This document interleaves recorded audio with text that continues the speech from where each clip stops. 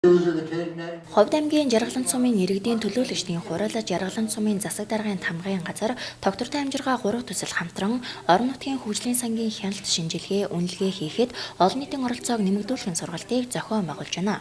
Орон нутгийн хөгжлийн сангийн хөрөнгөөр тодорхой ажил хийхэд иргэдийн санал хяналт маш чухал үүрэг гүйцэтгэдэг байна.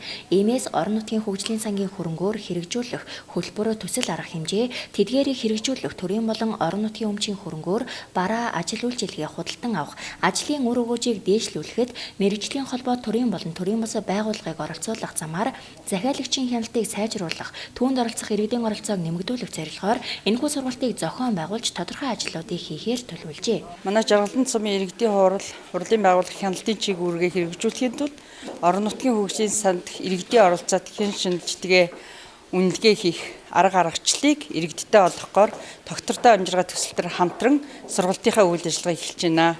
Манай сургалтанд бол нийт 300 гаруй иргэн хамрагдана. Иргэнээ бид бол орон нутгийн хөгжлийн сангийн түвшинд бол манай иргэд бол өнөөдрийн түвшинд бол төлөвлөж чадж байгаа.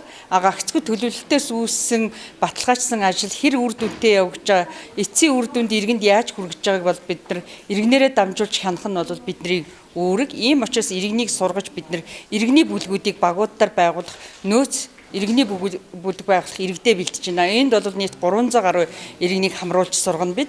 Эхний ээлжинд иргэдээ орон нутгийн хөгжлийн сангийн хөрөнгөөр хийж хэрэгжүүлж байгаа ажил яаж төлөвлөлт хийх вэ? Иргэний бүлгийг яаж байгуулах вэ? Иргэдийн хурлын дэргэдэх орон нутгийн хөгжлийн сангийн хяналтын хороо яаж ажиллах вэ?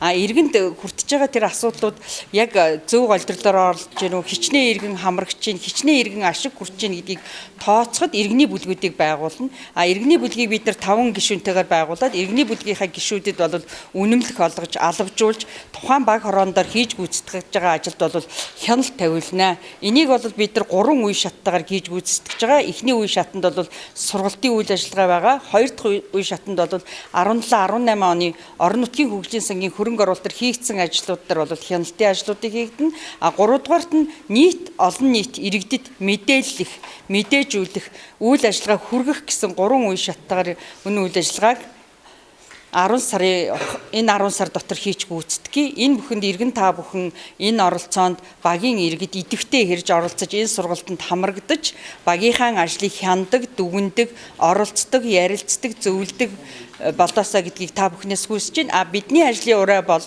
бид төлөвлөе, хяны, эцсийн үр дүнгээ тооцдог бай гэсэн уриан дор энэ ажлаа явуулж байна. Орон нутгийн хөгжлийн сангийн хөрөнгө оруулалтаар хийгдэж байгаа ажилд иргэдийн оролцоог нэмэгдүүлэх үүднээс Жаргалант сумын иргэдийн хурлын төлөөлөгч 12 багийн иргэдийн төлөөлөл болон багийн иргэдийн нийтийн хурлын дараагад тэргүүлэгч мэргэжлийн холбоодын төлөөллүүдийг хамруулж байна. Сургалтын төлөвлөгөөний дагуу өнөөдөр Тахилд хайрхан багийн иргэдийн төлөөлөл оролцлоо.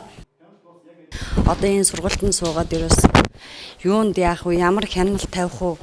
Юу баригдаж, юу иргэн хүн тэр юунд яаж оролцох уу гэдгийг бол энэ зөвлөгөөнөөс одоо мэдэж үзлээ.